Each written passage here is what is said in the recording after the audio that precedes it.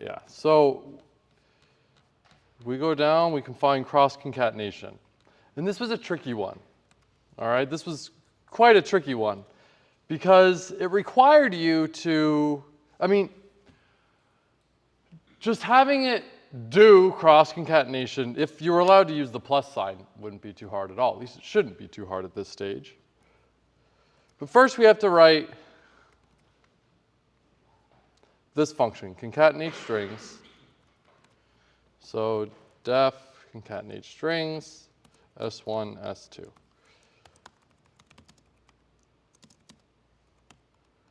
That's all concatenate string needs to be. It's just the plus operator. But with cross concatenation,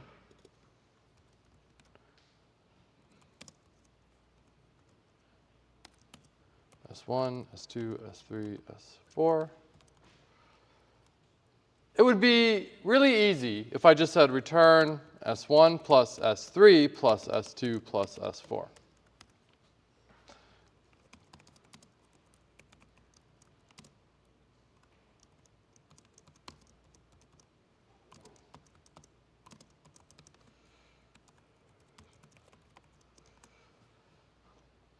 Oop, what did I do wrong? Oops, forgot my comma. There. And this is correct. In terms of the functionality, we want to concatenate string 1 followed by string 3 followed by string 2 followed by string 4. So if I gave A, B, C, D, the correct answer should be A, C, B, D, which is what I got, which is good. But of course, I cheated, right? Now, if you were stuck on this one, I'm going to rewrite this one slightly. My solution, still cheating, but in a way that might make it a little easier to think of the solution. 3 equals cat S1 plus S3, cat S2 S4 equals S2 plus S4, and then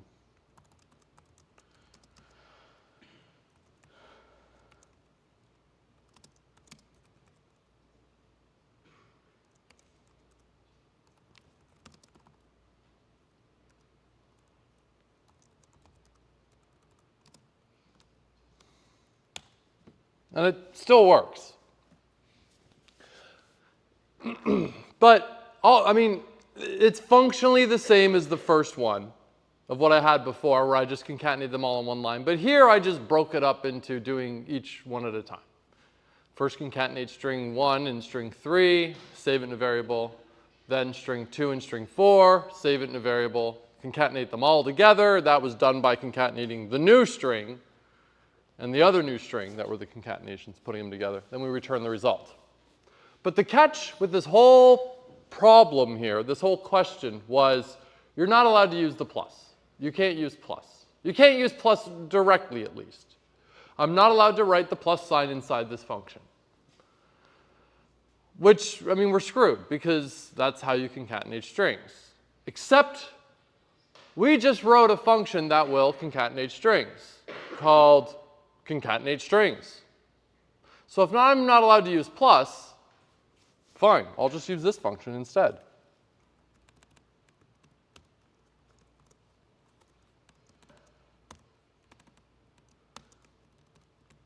Here.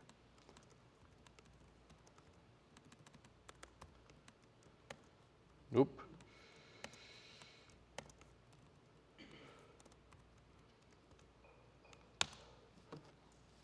Works exactly the same. Now this was a tricky one. If you found it obvious, fantastic. If you didn't, that's normal. Because this one's tricky. We wrote a function, and then we wrote another function that made use of the earlier one we wrote. We had a function called another function. How many times did concatenate online? In this whole program, how many times was the concatenate string function called? Yell it. 3, of course. How many times was crisscross concatenation called? just once. If you think about the order, the lines of code we're running here, this is how it would go. 1, 2, it's just remembering, like, okay, there's a function. 3, there's nothing there. 4, oh, new function. 5, 6, 7, 8, it's all the function. 9, nothing there. Line 10 is the first one that runs. Line 10 jumps to line 4, to line 5, to line 1, to line 2, back to line 5, to line 6, back to line 1, then 2, and then 6, and then 7, and then 1 and 2, 7, 8, 10, 11. We were all over the place. But that's fine. And if you found that confusing, you're thinking too hard. If you found it confusing, just follow the code. There's no new rule here. What I'm showing you isn't a new concept in terms of how the program flows, but it's just what's new here is we have a function calling another function. And there's no stop to this. I mean, we could have another function, and another function, and another function for all I care.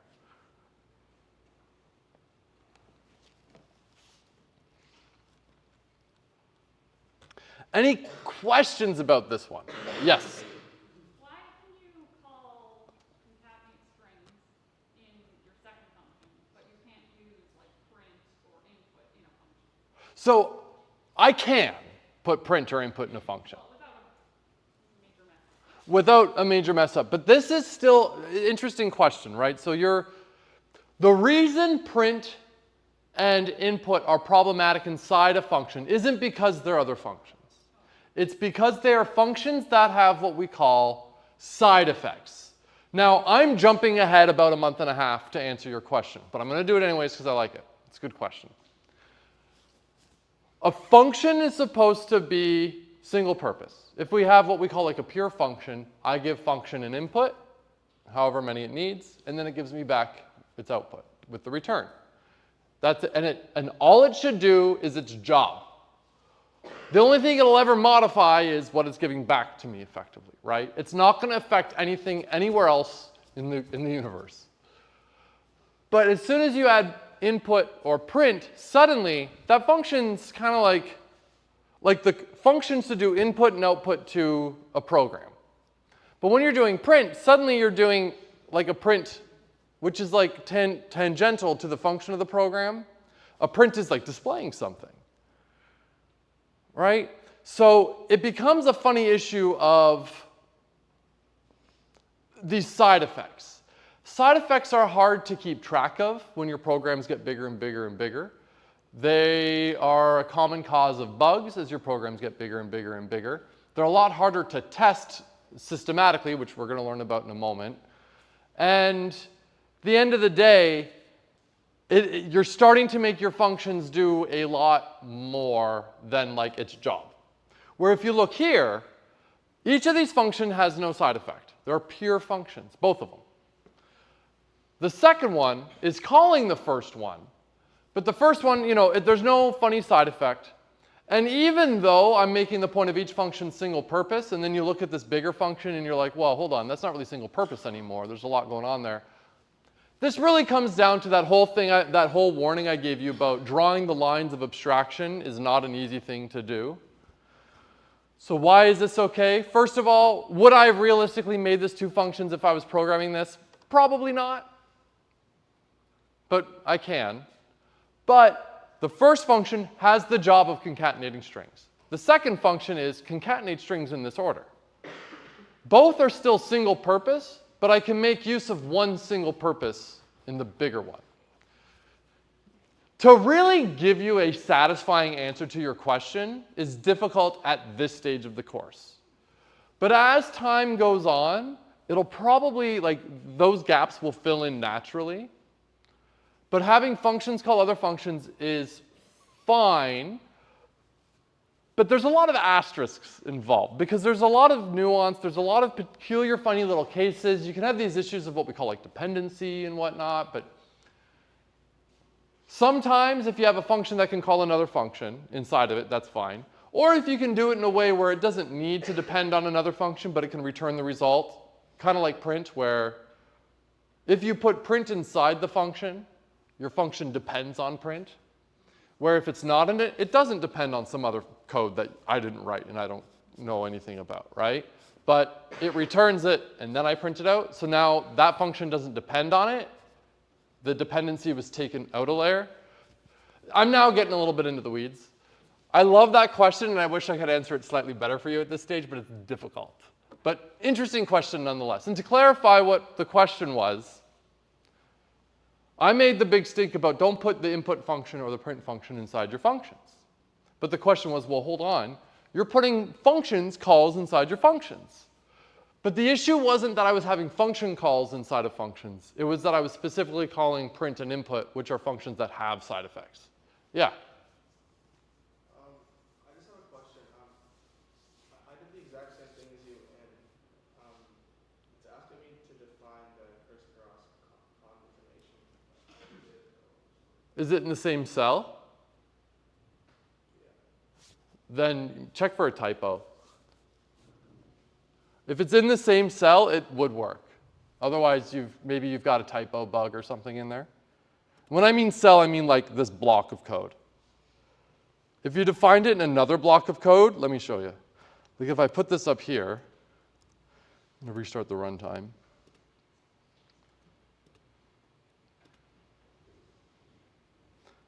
Starting. And now if I hit run, it's saying they don't exist.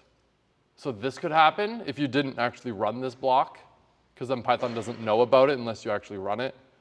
And now it's happy. So that could be what it is. But check for a typo. Just copy and paste. Other questions? Did that solve it?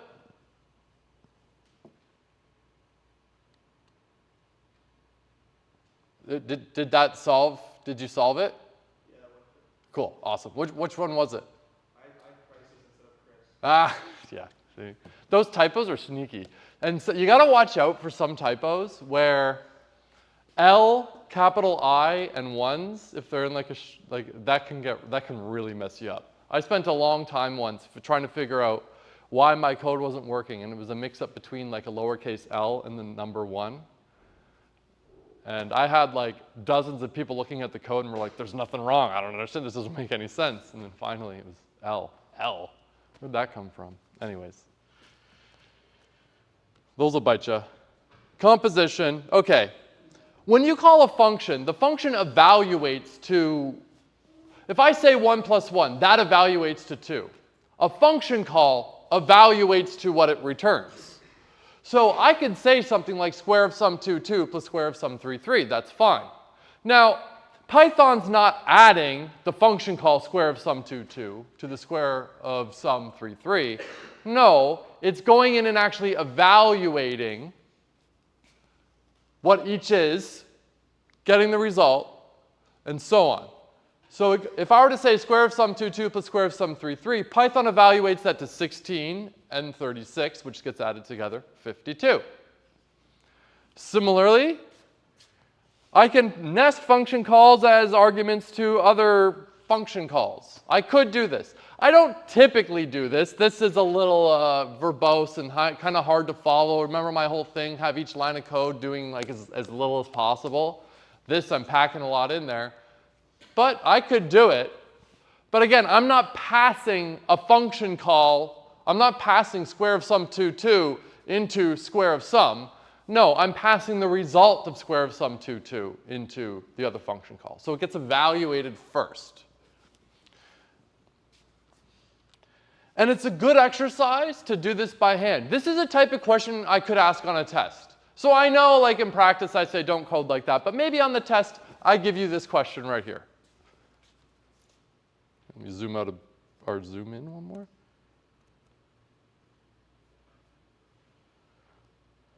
I could say, what does this evaluate to? And then your job is, okay, I know the input, I know what the function's supposed to do, so what is the result? And you could just work this out by hand. When in doubt, what does the code say? Follow the code. There's no mystery in what it's saying. There are a couple cases where there is, like with the hidden return statements, but what does this evaluate to? Well, you go in and well, what's square of sum 1, 1? Well, that's 2, that's 4. Square of sum 1, 1, well, that's 4 plus square of 1, well, that's 1. So that's 5, right? So you could just keep evaluating and work your way out. Any questions about that? Now, scope. If I have this function,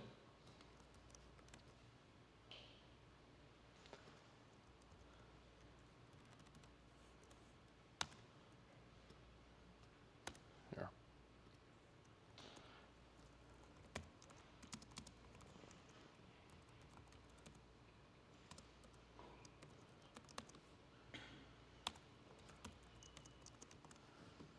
Right?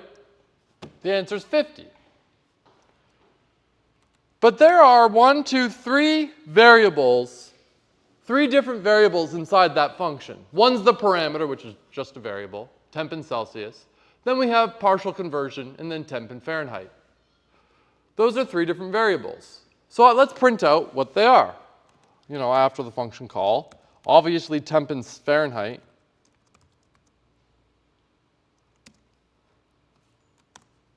That's what got returned, right?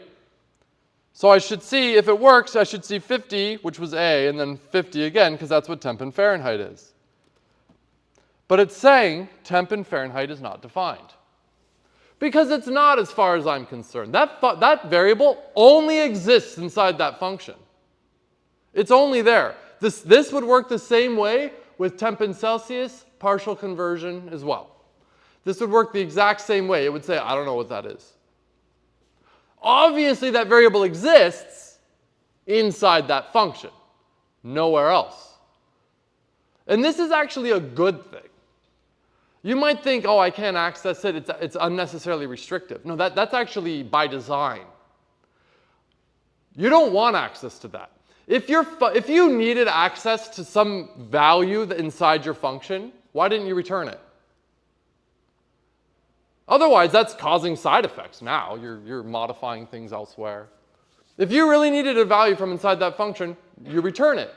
If you didn't return it for a reason, then why do you want access to it? If you really want it, but you didn't return it because you really didn't want to return it, you're doing something wrong in terms of design. Your function, maybe you should rethink how that function works. Something weird. There might be a reason you want it, but that would be like a stinky problem. We would call that maybe like stinky code. That means it's not that you're wrong, but it's a sign of an underlying bigger problem. Yeah? Just curious, if you wanted to, could you have return 2 different values? Like if you had like the return command twice, could you give both? So you can only ever have, only one return will ever get executed when a function is called. But now, a function can only ever return one thing. So here's an example of a question that actually has a lot more nuance to it than you might think. Traditionally, the answer is no. In programming, you can only return one thing. All right? But remember how with split, how if I split a string into multiple substrings, I've got that issue of, well, a variable can only hold one thing.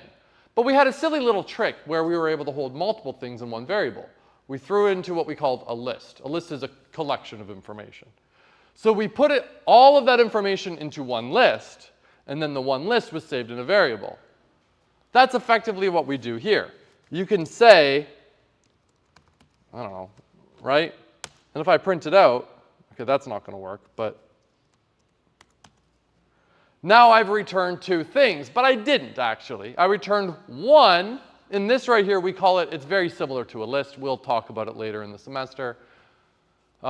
This is called a tuple. We returned 1 tuple, which was just a simple way to wrap multiple values and then return 1 value. But typically, this is reserved for special situations. Usually, you really only want your functions to return 1 thing. Python makes it easy to return multiple things in one thing like that there. That's called what we call like syntactic sugar. It's awesome. It's beautiful. Where it gives you an easy way to do it in other programming languages. So sometimes programmers or people who think they know how to program will make statements like, well, Python, lets you return multiple values. No, it doesn't. Well, and then they'll say, well, okay, you're saying, well, technically it's really one value because you're wrapping it in a tuple, but really it's two values. And then I say, well, then you can do that in any other programming language, because you can wrap multiple things into a collection in other programming languages as well. So people will get into arguments that they're doomed to lose about Python returning multiple things. But in general, the moral of the story is yes, but maybe you don't want to do it. Try not to do it. There are reasons to do it, but typically it's not bad to do it, but it's atypical to see it a lot of times. But whenever you see it, usually you're like, nice. I don't know. You get excited to see it. Other questions? Yeah. So because those variables don't exist outside that function, could you reassign those variables later on and have it not mess things up? Absolutely. In fact, that's kind of shown right here. If I run this and I say print temp in Fahrenheit, I assign it hello world. That's the first line of code that's really run in this program.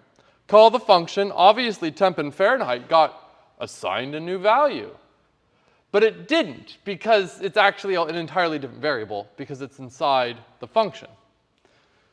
So if this variable and this variable, despite having the same name, if they were actually the same variable, temp in Fahrenheit would have been overwritten when the function was called with, here, 82.4. But then when I print it out, it says hello world. Because it's the same variable name, but it's not, if you're thinking, oh, okay, so it's in different scope, so it's the same variable, but Python knows to treat it as if it's, no, it's literally different variables. They just happen to have the same name, which is fine because they're in different scopes. So they're unaware of one another. This type of information hiding is a good thing because it helps you have like well-defined functions. This is the job of the function. If I need that information, other information from the function, I'm doing something wrong. It's like print. I bet you there's a lot of variables inside of print. Do you care about them? No. All you care about is that print prints things. You might care about them if you want to learn about the print function, but not in your everyday use of the print function. You want your functions to be abstract to the point of, this is the job you do, and I don't care how you do it, but you do it. And then as soon as you're like, I don't care how you do it, but I do because I want you to tell me more values about yourself. No, you're doing something design-wise weird. Yeah. And then import. Scope, we've all talked about this already. Scope isn't just for variables in functions and whatnot, but it's also for like functions. So in Python, we've all used import math by now, right? Raise your hand if you somehow magically avoided it. All right. So we've all imported math. Python gives you a lot of functions for free in the standard library. They give you a lot of functions for free. And when you load up Python, though, it's not going to load all of those functions up at once, because a lot of them you're not going to need. But it loads up a minimal set of them, of ones that are commonly used, like print, right? But the square root function is handy. Obviously, we can envision needing to use it. But how many programs, of all the programs you've written so far, how many actually use the square root function? Like 2, maybe? So Python doesn't load it up by default. But if you do need it, you say, okay, I want all the functions from math to actually be included in my program so I can use it.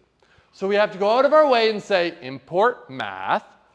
So I would go along like here. If I say print 4, it prints 4 because I get it for free. If I say square root 5, it's going to say, I don't know what that is. But I go, well, hold on. Dr. Hughes just said it existed. And I go, well, it does. But we have to say, import the math ones. I actually do want them, Python. Then it goes, OK, cool, here.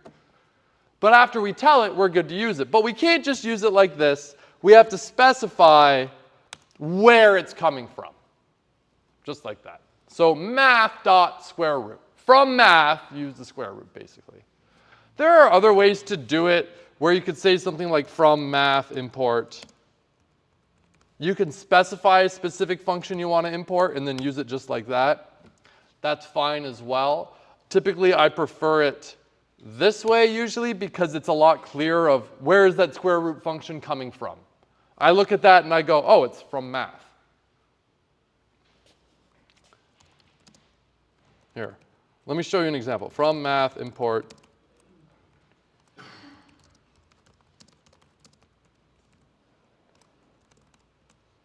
There exists another fancy package library called NumPy. All right? And both contain, math and NumPy include the square root function. And I imported both of them. And now when I call, give me the square root of 5, I mean, it's going to work. But let me ask you, which one did it run? Did it run the one from math or did it run the one from NumPy? Do you know? No. This is ambiguous. And ambiguity in programs is a bad thing. So this could be a big problem. But if I did it the other way, where I said import math, NumPy, and I say math dot, which one did I run? NumPy's math or math's math? Math's. Why? Because it says it. There's no ambiguity.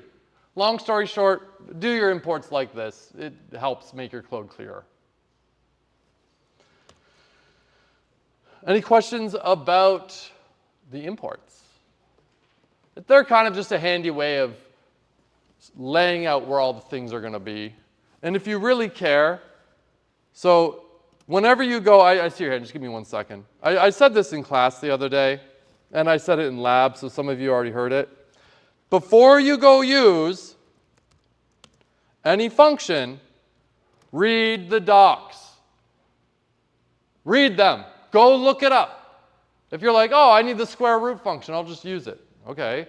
I need the sine function, I'll go use it. How many of you used the sine function and discovered you were using it wrong? Well, did you read the docs first? No. How long did it take you to realize you were doing something wrong? Couple minutes? Yeah, a couple minutes. How long would it take you to read the docs? Well, let's go look. I control F. Sine. Return the sine in x radians. Oh, it's expecting a radians value. What would have been faster?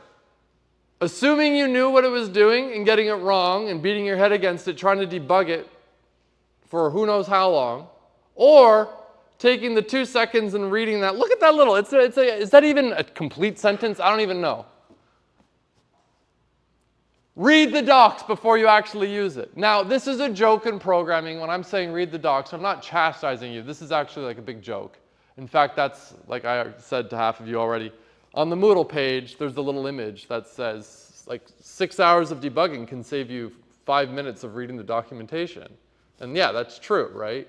You used it wrong, and you'll wonder why, and then you read the docs, and you're like, damn it, I wish I just read the manual. So read the docs.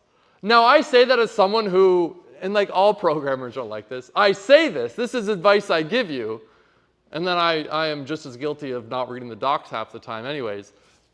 But do as I say, all right? And if you're worried, keep reading the docs. Oh, look, convert angles from degrees to radians. And there we go. And like I said in lab, I know all of you, who here prefers degrees to radians? Well, those of you in lab yesterday, who would have said yes before lab yesterday? 2 more people, 3 more people. You got to remember, degrees are arbitrary. Someone somewhere said, someone thousands of years ago said, oh, there's 360 degrees in a circle. And then no one questioned it and everyone went with it. But there's no like reason for it. Where radians is a property of the relationship of like the radius of a circle and the arc around and whatnot, right? So that's actually a fundamental property of a circle. It's like a true thing. If aliens showed up, they would say, what the hell is 360 degrees? Or they'd look at radians and be like, yeah.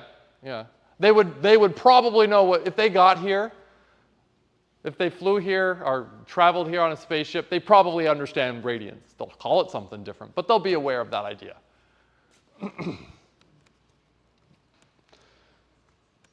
Oh. You had a question.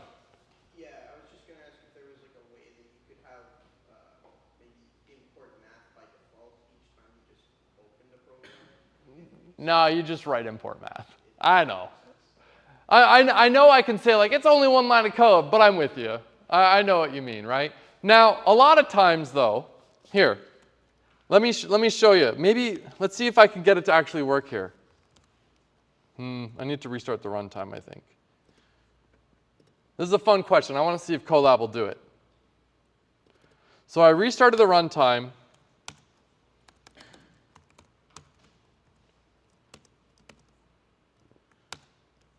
Okay, it didn't do it. Maybe, no.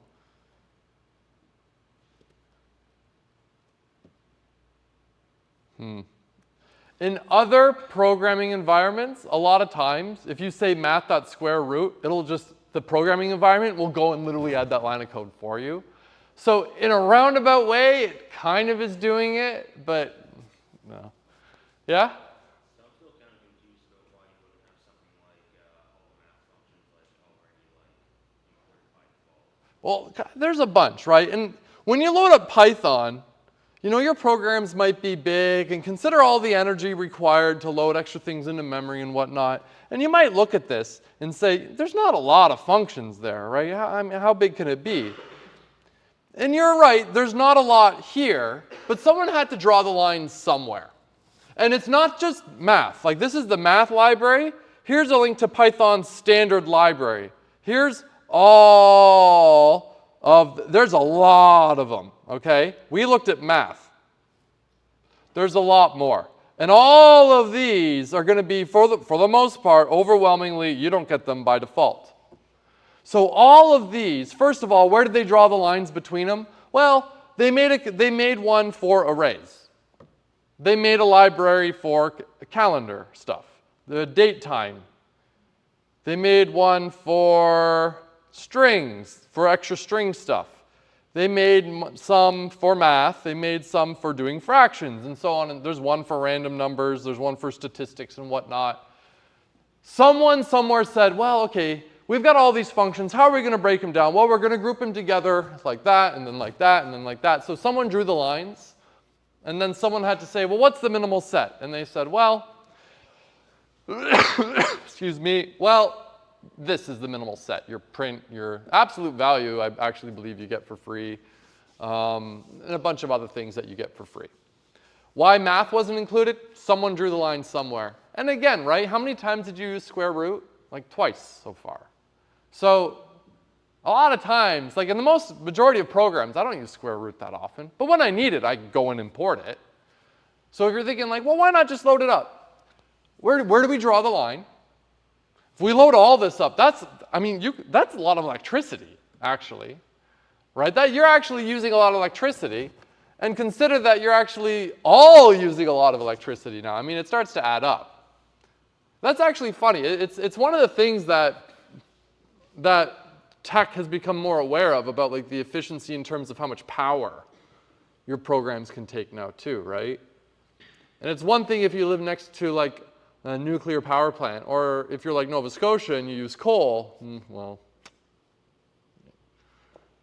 we're terrible people for programming now, right? So anyways. Did that answer your question? It is arbitrary. Someone drew the line. Yeah. And then comments. If you ever want to add a little bit of a description to some line of code, you can with a comment. You use like the hashtag symbol. And then everything after that is like Python ignores it. But of course, it's useful to a human. And a good example, like you want your code to be self-descriptive enough that, it should be readable. But every once in a while, you're going to get a line of code where it might not be that obvious. Now, chances are you're going to look at this and you're going to be like, well, that's just Euclidean distance, right? But if I wasn't thinking too hard and I was looking at that line of code and I was going, what the hell is this, right? How would I write this line of code a little different? Right? Maybe the best I could do is have a better variable name, call it Euclidean distance to make it a little clearer. I don't know. But in and of itself, that's fairly descriptive of a line of code if you're familiar with that mathematics. But if you're not, a comment would be good to just be like, this just calculates the Euclidean distance between 2 points. And now any programmer goes, oh, yeah, okay. So if you can't make the code that self-descriptive, describe it with a comment. The comments don't need to be on their own line.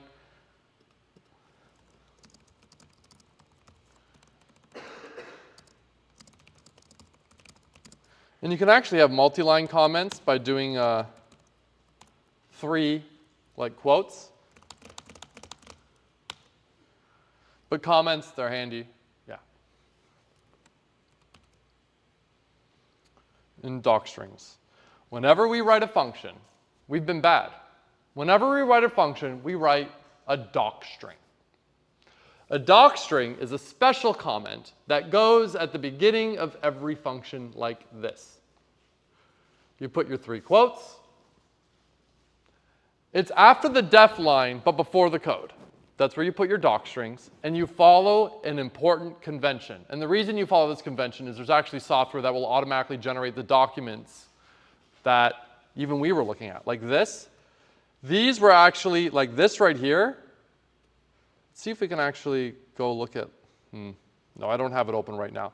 But if we were to go look at these functions, you would find the docstrings that are the same as what's written here, because the docstrings are actually what generated this website. So there's software that will actually generate documentation websites based on your docstrings. So if I was writing Celsius to Fahrenheit, I would start by saying what the hell the function does. Convert a temperature from Celsius units to Fahrenheit units. That's a good description. Then, for each parameter, for each of them, you do this colon param, name of the parameter, end colon. And you would do that for each one on their own line. And you would describe what each parameter is. So the temperature in Celsius to be converted. And then finally you say, similarly with return, what's actually returned? The temperature in Fahrenheit. You might say, well, it should be obvious, right? Yeah, but if you wanted to create documentation and you didn't have proper documentation, you're going to piss everyone off. Always write your docstrings. If on an assignment you don't write your docstring, you're going to lose marks. I don't care how simple you think it is, you write it. There's always a joke. You always think you don't need comments until you look at your code tomorrow. And then you go, what the hell was I doing? And it only gets worse every day out. Remember there was like a joke where it was just like people looking at hieroglyphs and they were like, what was I doing? It's code without comments. Anyways. Write your docstrings. Now on a test, don't write your docstring. You're not going to lose marks for that, but yeah. Yeah, there you go. Any questions about any of these function things? Now this is one of the bigger topics because there was a lot to chew on. Any questions about it? Yes. So we'll lose marks if we don't include docstring, but what about comments? Like if we explain every line of code? No, absolutely not. If you have comments explaining every line of code, you might lose marks because I'd be like, what the hell?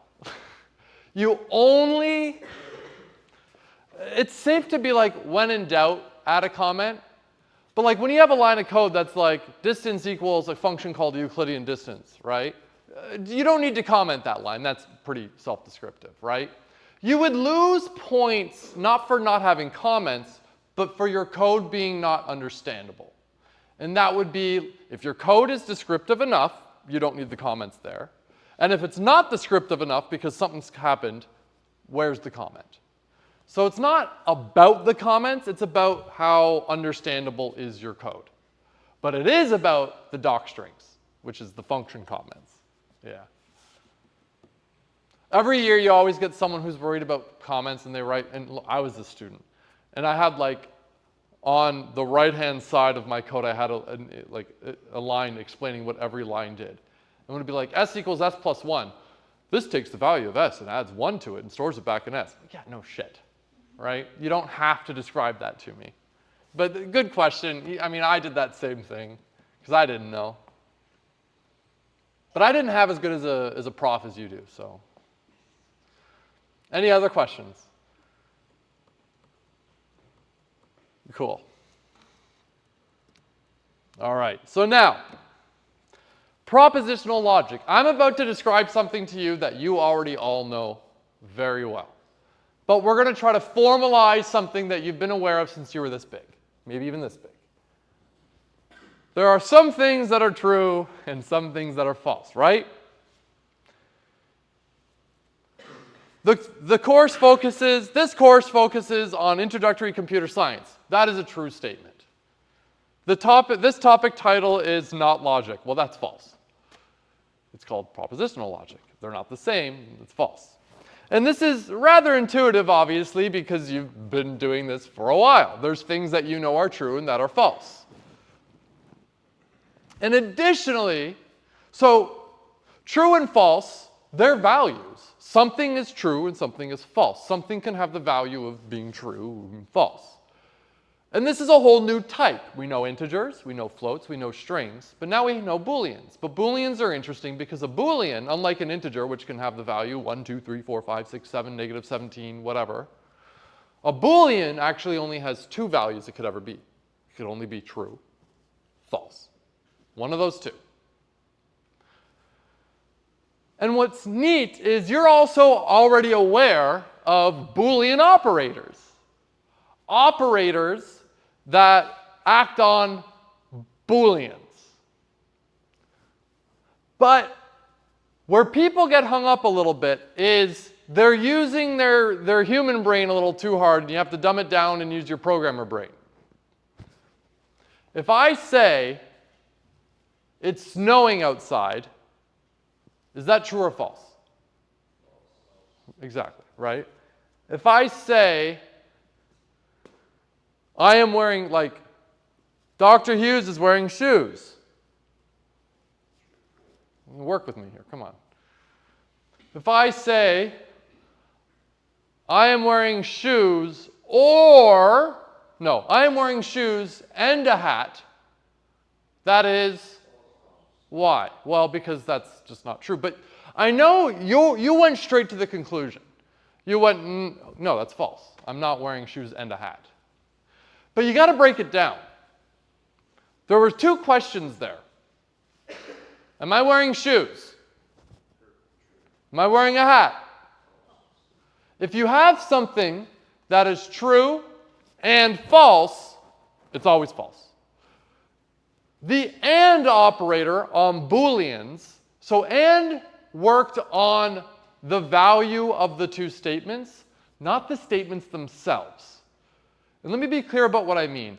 I didn't ask, I know I asked, am I wearing shoes and am I wearing a hat? But the AND didn't work on, am I wearing shoes? The AND worked on the value of the statement, am I wearing shoes, which was true. It also worked on, am I wearing a hat, which was false. So the AND worked on the true and the false, on the Booleans, not the statements themselves. It might sound like I'm really splitting hairs here, but it's an important difference. Is my shirt red or green? Why? Because it's red. Interestingly, with OR, only one thing needs to be true. With AND, both things need to be true. Am I wearing a shirt and pants? Am I wearing a hat and a watch? False, right? AND is only true if both statements are true. OR results in true if either statement is true. And for both of them, if neither's true, nothing's true. It's all false. But you already know this. I'm not telling you something you don't already know. I was able to quiz you and you knew the answer.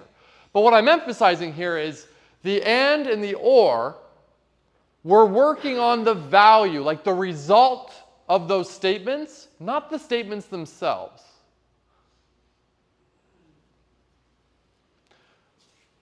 Am I not wearing a hat? True. Because the not kind of flips it, obviously. And now I'm explaining basic English to you, right? Because you say, okay, well, is he wearing a hat? No. But not no is yes. Okay, yeah. Right? Think of these operators working on the result of the statements and not the statements themselves. And when I'm saying think of it like this, I'm not saying try to think of it like that. I'm saying, no, that's how they work. Think of it on the result. The Boolean values is what they operate on. And we could generate a truth table. I've created all combinations of having things that are true or false. True, true, false, false, true, false, right? So if I take the first row and say, if I have something that's true and something that's true, and I AND it together, I get back a true. If I OR them together, I get back true. And, well, not only operates on one of them, so not true is false. Now, if I have something that's true and false, true and false is false, but true or false is true. Now, be warned. A lot of people will, and this is actually an issue of English, and there's a name for it that I'm forgetting right now. It's about the ambiguity of our word or. In programming, to eliminate ambiguity, we've got two versions of or. We have or and exclusive or. Exclusive or is only one can be true. Regular or is either could be true. So when I ask the question, some people can get confused because in English, or is ambiguous sometimes. Am I wearing a shirt or pants? It's true, but it might, everyone kind of hesitate a little because it's kind of a weird statement because you're like, well, it's both, yes, but it almost felt as if like, was I asking like one or the other? Right? So in programming, to eliminate confusion, there's actually a name for the ambiguity, like that situation in English. I can't remember what it is. To eliminate the ambiguity, we use exclusive or, which we don't really use very often. I didn't even include it here, but it does exist. So just, and as an FYI, not to get too confused with or. And yeah. So and is true only when they're both true, or is always true unless they're both false, and not is just flip it. Talk to you later.